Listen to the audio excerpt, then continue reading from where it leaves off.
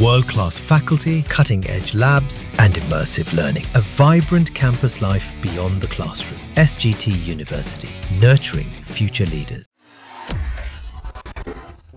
Politics over faith is not new, but what's unfolding now is not just about faith in politics. It is about identity and the process, the divine process of finding that very identity. In a stunning declaration, the Dalai Lama has asserted sole authority over his own reincarnation, directly challenging China's long-standing claim that Beijing will decide his successor.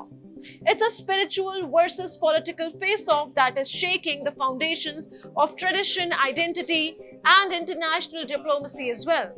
The 14th Dalai Lama said his Jagran Trust, the non-profit body he established, will be the only authority to identify his reincarnation. He emphasized that the selection will happen in consultation with heads of the Tibetan Buddhist traditions. That's a sharp rebuttal to Beijing's growing insistence that it will control the succession on Chinese soil. Now, after Dalai Lama's declaration, China has fired back.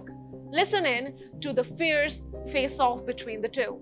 When all the followers have unanimously said that the reincarnation should continue, then it is obvious that it will come. Since my 24th September 2011 statement, which states that responsibility for doing so will rest exclusively with members of the Jagran Trust, the office of His Holiness the Dalai Lama. They should consult the various heads of the Tibetan Buddhist traditions and the reliable oath-bound Dharma protectors who are linked inseparably to the lineage of the Dalai Lamas. They should accordingly carry out the procedures of search and recognition in accordance with past tradition.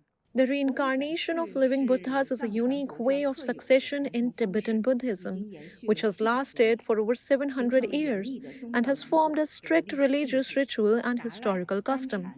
The reincarnated children of major living Buddhas, such as the Dalai Lama and the Panchen Lama, need to be identified through evaluation and approval by the central government. The 14th Dalai Lama was found and approved by the nationalist government without the need for a golden urn draw after the death of the 13th Dalai Lama, in strict accordance with religious rituals and historical customs.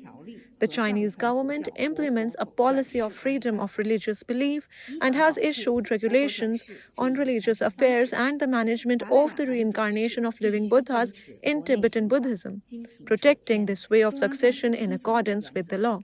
The reincarnation of the Dalai Lama must adhere to the principle of domestic search, golden urn draw, and approval by the central government, and be handled in accordance with religious rituals, historical customs, and national laws and regulations.